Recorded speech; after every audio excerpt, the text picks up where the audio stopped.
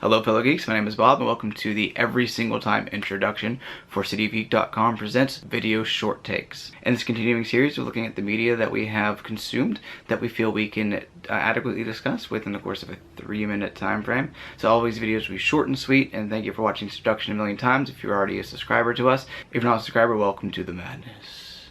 And go ahead and subscribe, hit that bell so you get a notification every time something comes up, like, share, and head on over to cityofgeek.com to see everything else that we're working on, whether it be longer form reviews, written, and video, our podcast, perspective, everything that we're working on paranormal-wise, all sorts of stuff at cityofgeek.com. So head on over there and find us on Facebook as well for little bits of news that we put up they don't put on the website. Thank you for tuning in, and hope you enjoy whatever video follows this introduction.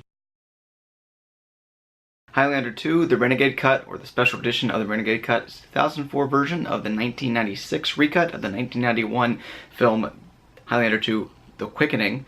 Yes, that's a lot of different versions and years in there because this movie has been changed and altered over time. Once its original release as The Quickening was immediately seen as one of the worst movies of all time, thanks to investors in Argentina taking over from the director when things got too rough and out of control.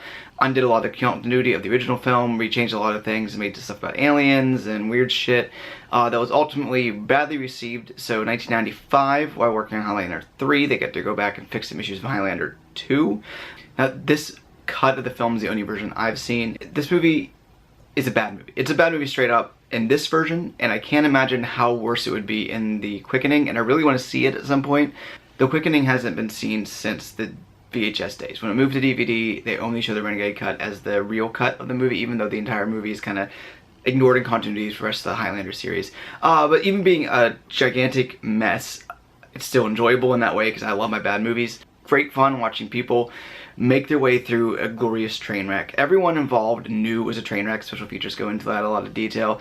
Michael Ironside, John C. McGinty, the returning Sean Connery for some reason that he died last time, Christopher Lambert, Virginia Madsen, director, the writers. Everyone involved knew that this movie was a mess. So they did what they could to make it work to a certain degree, like the actors all chewing the scenery and going nuts. Michael Ironside having a time of his life as his first big villainous role. The scene with him in the train is an insane hilarity.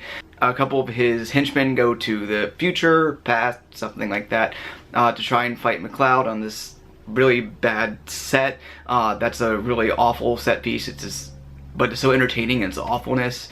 This movie is entertaining in its awfulness across the board in every way you find.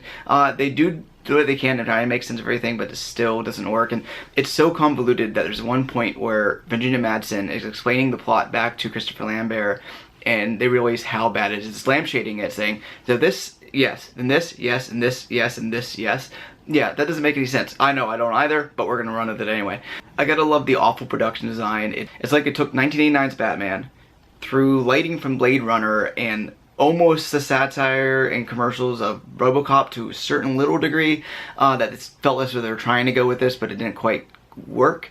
You feel all these different influences coming in there to try and make a sequel to something that you never had a sequel to start with. Its very basic plot of the original movie is that there's one Highlander left, or Immortal left, and now we have to bring in Immortals again with this convoluted mess, but it's still a lot of fun. If you like bad movies like I do, the Renegade cut is awful but hilarious. I want to see The Quickening. If anyone out there has a digital copy of The Quickening somehow that they can send to me, send to cityofgeek at gmail.com, I would really appreciate that. Like, comment, subscribe, and see you all with everything here, cityofgeek.com.